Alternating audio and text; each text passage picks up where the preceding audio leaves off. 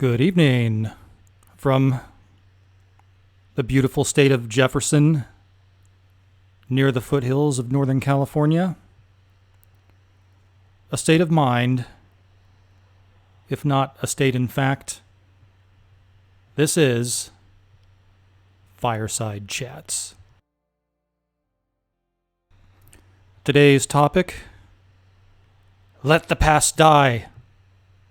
Stories of franchise suicide. In my hometown, our former mayor, Kevin Johnson, a professional NBA player, a reporter asked him, "Mr. Mayor, how often do you play basketball?" And you want to know what he said? He said, "My dear, that was a job. I haven't picked up a basketball since the day I walked off the court for the last time." If you ask a chef if they enjoy the signature dish that they are known for, oftentimes that chef will tell you how much they hate that dish. But what they will tell you is they will tell you the variations of the dish, what the dish is supposed to taste like, why people love that dish the way they prepare it, and why that chef is their favorite chef. And the reason is, even if that chef personally doesn't like whatever dish they're cooking, they have the professionalism to know how that dish is supposed to taste. So that's what we're going to explore tonight. The chefs and the quarterbacks and the centers in our franchises that we love. Do they understand the recipe? Do they know when they're looking at these franchises what the components are? And maybe they want to put a little bit of flair in there. Maybe they want to add a dash, maybe instead of adding a dash of nutmeg or allspice, maybe they're just going too hog wild and putting in a lot of allspice, a lot of nutmeg, maybe a little too much cayenne pepper. Or maybe it's just too much soy.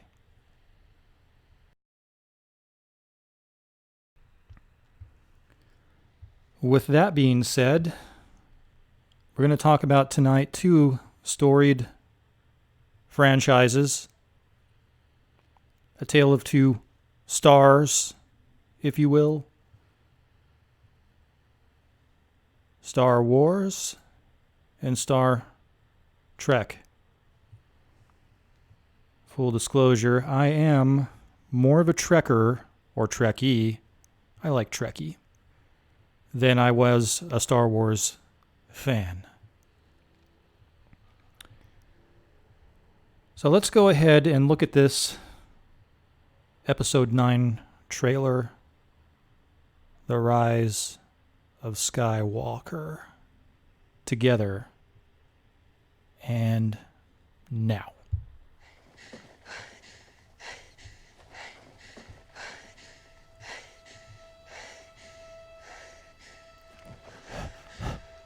And she's panting like a dog. Okay, I'm liking the visuals. We've passed on all we know. I like the visuals on what Ryan Johnson did too.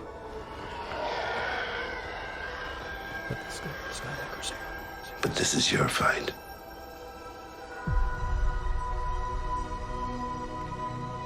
And unfortunately, I don't think she's that legend.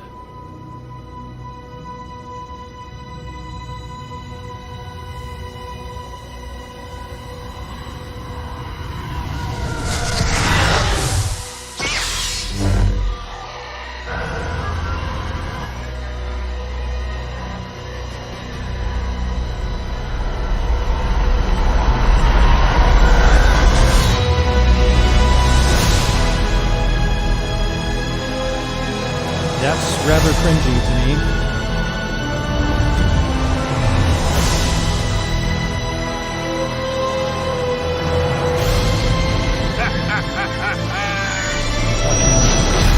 Geeks and Gamers live stream today. Orlando looked like he needed a stunt double just to get across the stage. No one's ever really gone. So on my first watch of the trailer, I thought that was something. I thought somebody had blown a hole in the Luke Skywalker motion skeleton.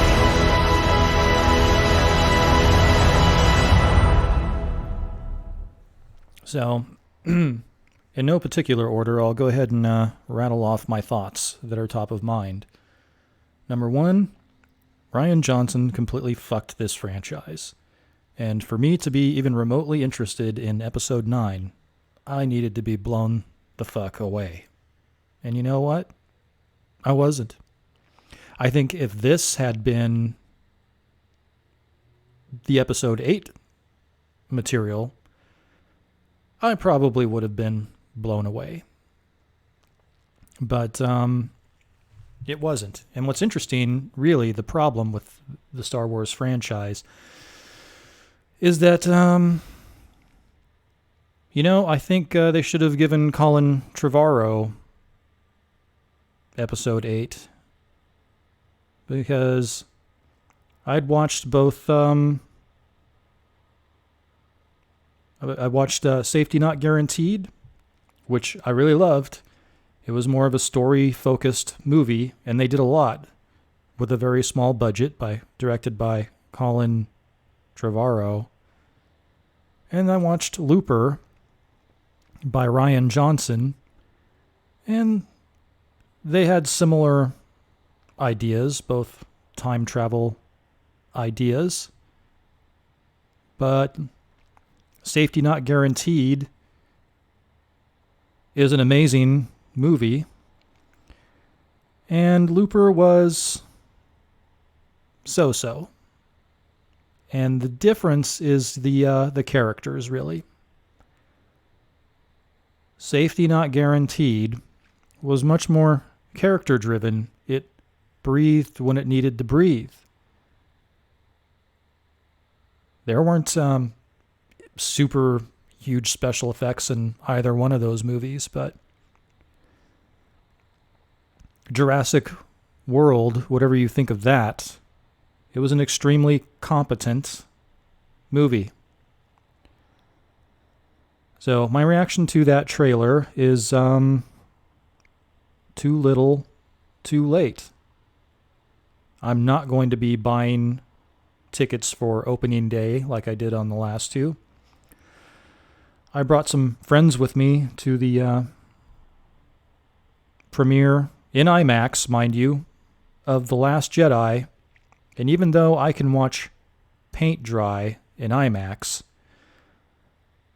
I actually felt the need to apologize to bringing friends with me to The Last Jedi because it was such a horrible film.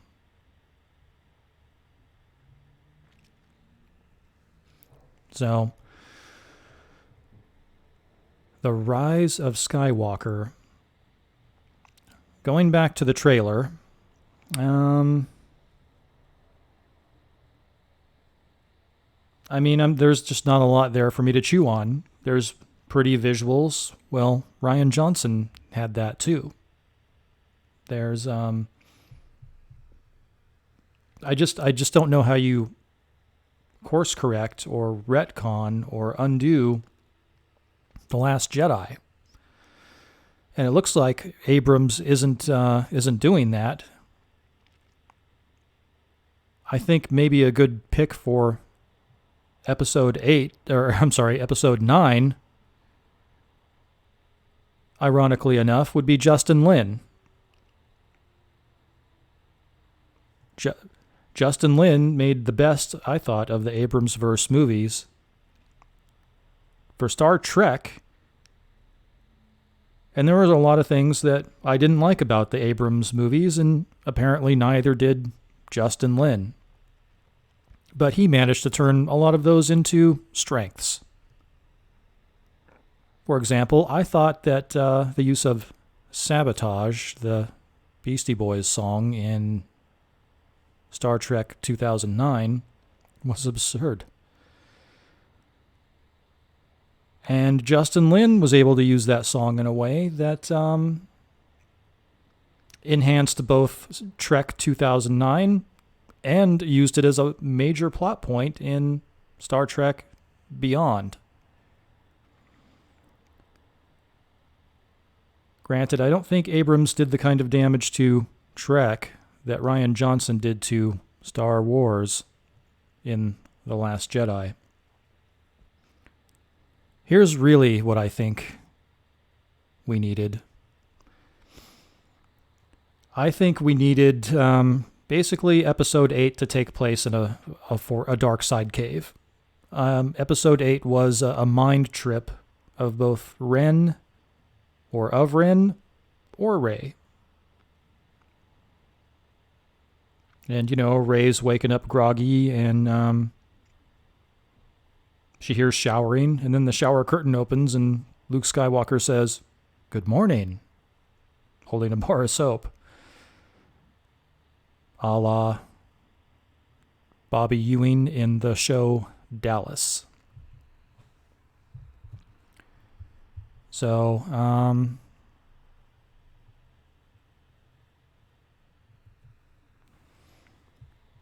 why do these people do this to our storied franchises? Even though Kathleen Kennedy may not appreciate Star Wars personally, she should have taken the time to either learn about the franchise or hire someone that did know. So, Star Wars Episode 9, The Rise of Skywalker. See, I don't even care. I don't even care who the Skywalker is. I mean, I have zero interest. I'm going to wait 2 or 3 weeks after this thing's in theaters, and then I might pop up. So that's how I feel about Episode 9. I think more telling is, did they know that Episode 8 sucked as bad as it did? And I think you have to conclude that the answer is yes. As you recall, there was a story before the film came out in theaters, and it was a story about the split between the theater owners and Lucasfilm.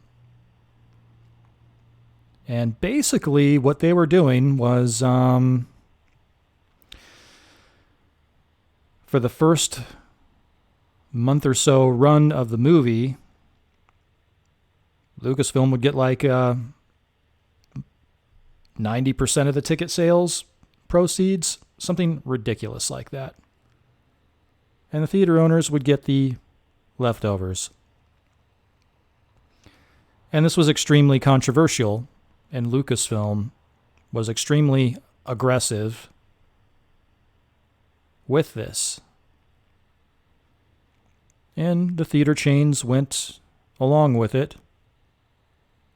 So the question is, why was Lucasfilm so aggressive in wanting to keep most of the proceeds during the early release of Episode 8? And in my opinion, it's because they knew it sucked. But I'll tell you one thing. Whoever edited together those Episode 8 trailers should have been the one that edited that goddamn movie. Because they did a phenomenal job. Sure made me want to see it. So, that's where we're at with Star Wars. Now let's take a look at Star Trek. Head on over to out of a galaxy a long time ago, far, far away, into whatever clusterfuck these people have us in. There is a battle coming The odds are not in our favor. Captain Pike has always had faith that we play a part in This is the some trailer grand for this design. week's episode. All of you Sweet Sorrow. will face your destinies with bravery and honor. I wish I had his certainty. 9 more enemy vessels just dropped out of warp. Prepare for battle.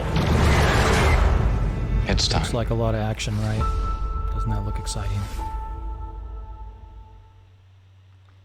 So this week's episode, I said that I wasn't going to do a review because I said nothing happened, and nothing happened. You look at that trailer, that is all that happens. Those photon torpedoes that were being fired, they're being fired at Discovery. I'll recap it. So nothing happens except that they retcon the retcons. They retconned, and they changed the rules on the time crystals, in my opinion. So they have the time crystals that they got. And here's the thing. I'm gonna make the comparison between this week's episode and last week's episode. Last week's episode, I said, you know what? Time crystals, the castle, the Klingons. Not really Star Trek. But I said, I love the execution. I said, Ken Mitchell's really selling it. Anson Mount's really selling it. And then they gave us I thought, a good plot point with Captain Pike. Said, if you take the crystal, your fate is sealed. And they showed the famous scene of how he got his Delta Ray injuries in the wheelchair. And it was touching. And Anson Mount did an amazing job. Cut to this week.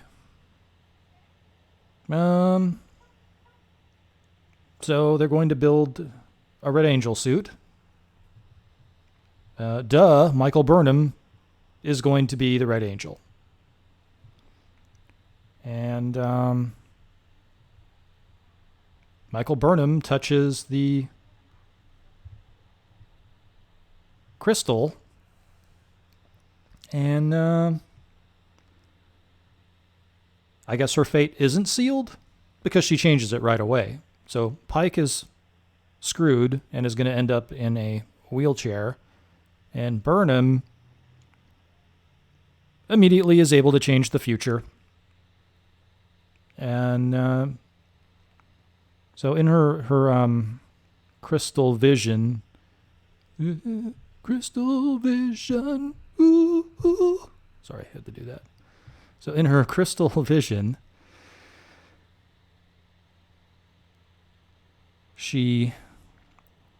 they basically rip off Galaxy Quest. And Leland, who nobody knew if was dead or alive, or if Control's nanobots could just inhabit other people, or if they were inhabiting Leland, or what happened. But apparently they're cloning themselves and occupying other people. So she gets her crystal vision and sees Leland go on the bridge and murder everyone, basically exactly as it happens in Galaxy Quest when Ceres, the baddie on Galaxy Quest, comes on the Protector's bridge and kills everyone. Right down to the way Burnham's head hits the floor. It's almost like beat for beat. And it's a fine line between homage and ripoff, and I'm pretty sure that Discovery, well, let's be honest, they've crossed into ripoff territory. So, but it's okay because Mikey Spock, because she's Mikey Spock, apparently the time crystal rules don't apply to her.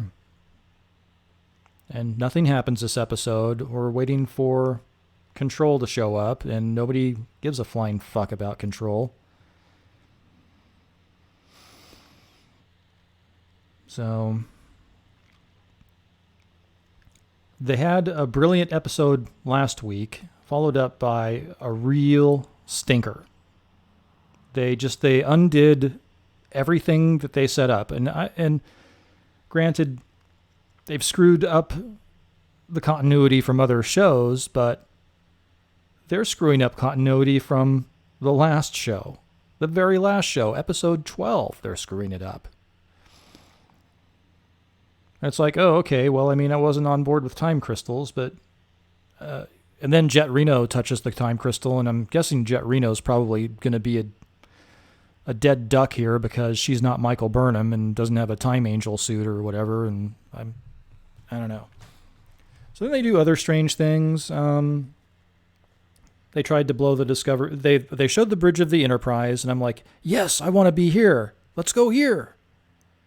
Nope. So they leave. They have volunteers go on the Discovery, and Pike is getting ready to give Saru the captaincy, and then he's like, "We'll sort this captaincy thing out later." Like, huh?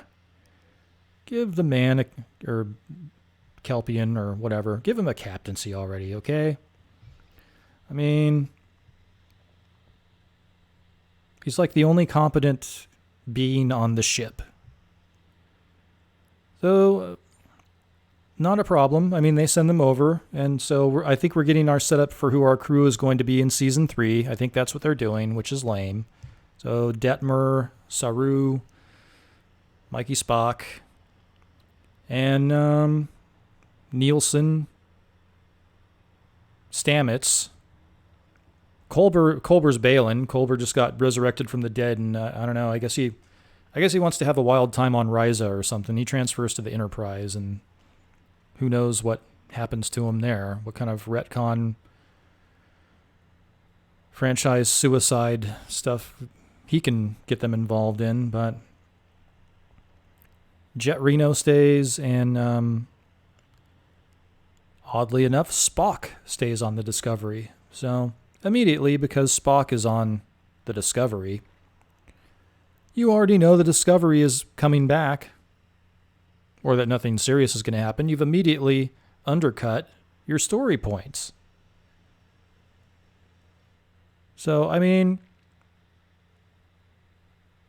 at least a bad chef will at least follow the recipe too closely. But these chefs aren't even using measuring cups. These chefs are just dumping stuff in, to go back to my analogy. So, and here's the thing. If you know who your customer is, and your customer comes in, and they order the same thing, you give them a sample of something different. And if they start ordering that, you can give them that. But right now, the customer is ordering clam chowder. So if they want New York clam chowder, maybe you can try New England clam chowder.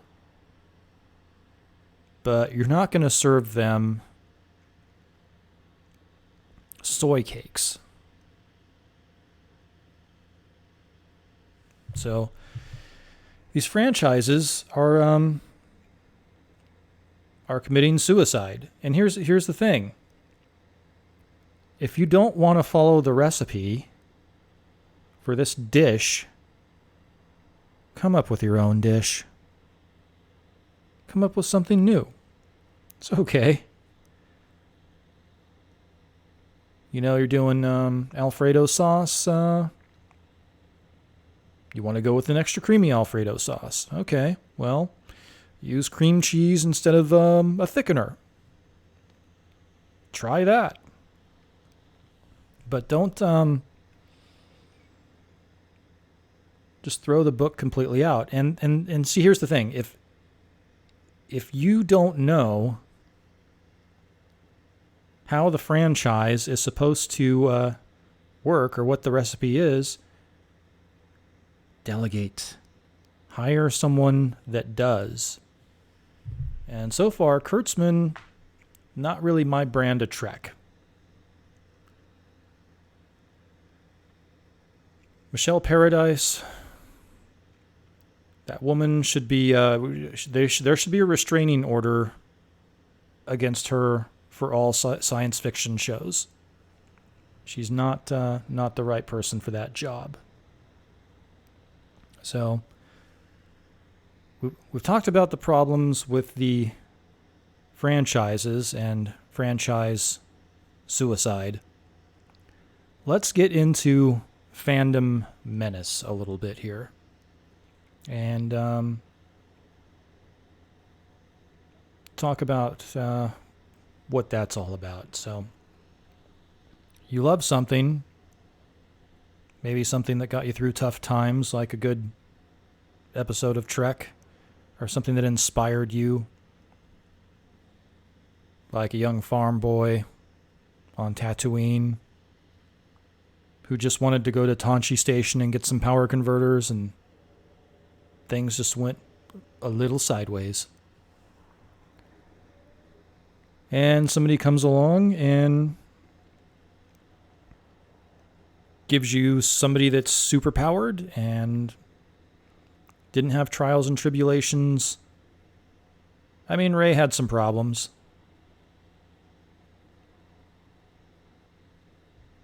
But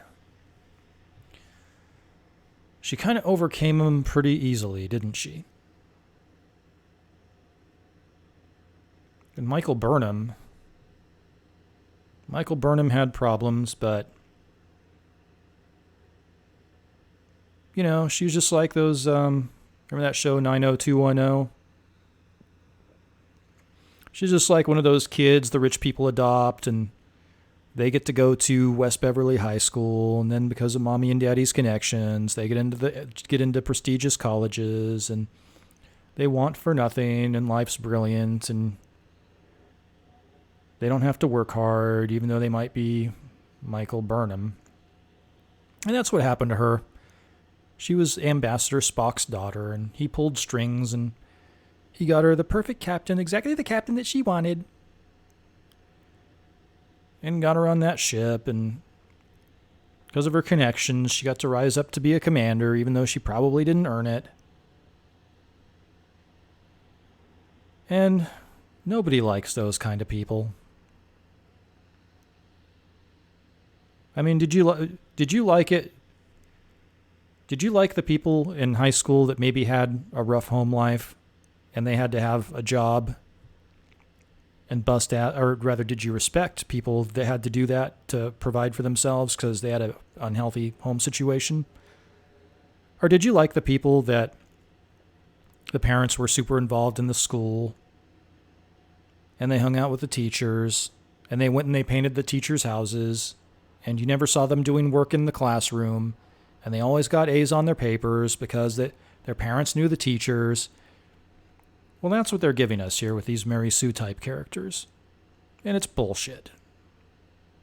Nobody cares about those idiots and those types of people. And hey, there are people like that have those kinds of lives, and good for them. But for the rest of us that have to throw some punches and bust some ass to make it happen, it doesn't interest me at all. So, and the reason we're probably getting those people is because that's who these showrunners are. George Lucas was a scruffy-looking nerf herder from Modesto, California. Scratched his way up. J.J. Abrams, well, he knew Steven Spielberg. He got in with the right people. Good for him.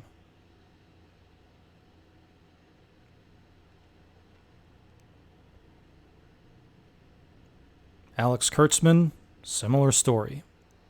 You get these hacks in there, and they haven't had to scratch. So Mary Sue is a normal thing for them. That's their life.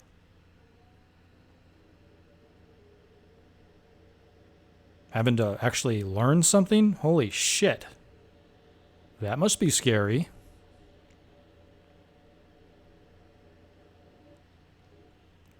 So, understandably, the fandom menace arises when our shows turn on us. Our storied franchises, they mock us. When these privileged people say that we, the consumers, we're the problem.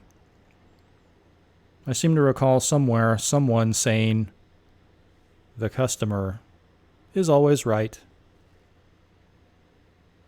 And they usually are. And they vote with their dollars. If you want to make a show where nothing is earned, and you're just following, or if you want to consume a show where nothing is earned,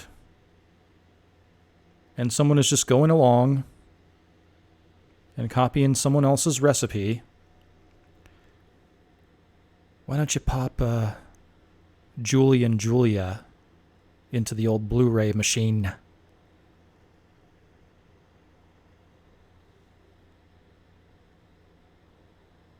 Don't you think that's perfect? Julie and Julia. You have Julia Child, survived war, learned how to cook, had some tough times, had some failures, on air too, mind you. And then you had this shallow, dumb Julie broad that read all of Julia Child's books and cooked all of Julia Child's recipes and got her fame on the back of Julia Child. We're not dealing with George Lucas, and we're not dealing with Julia Child. We're dealing with that dummy, Julie, and we're dealing with that dummy, Kathleen Kennedy. So,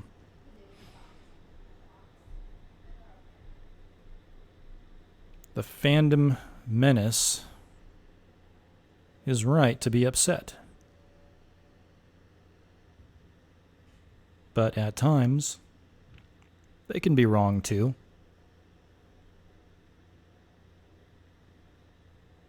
The criticism is sometimes leveled. Why don't you write your own thing? And some of them do. And for those of you that write amazing fan fiction, consider this. Change the characters, change the setting, rename it, and publish it as an original work. These suicidal franchises are not worth your effort or your time.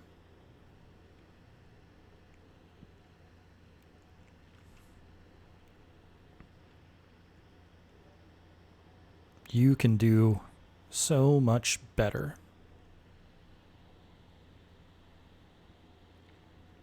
Maybe it's time that the fandom menace pulls a Brandon Strock and walks away. Let the past die.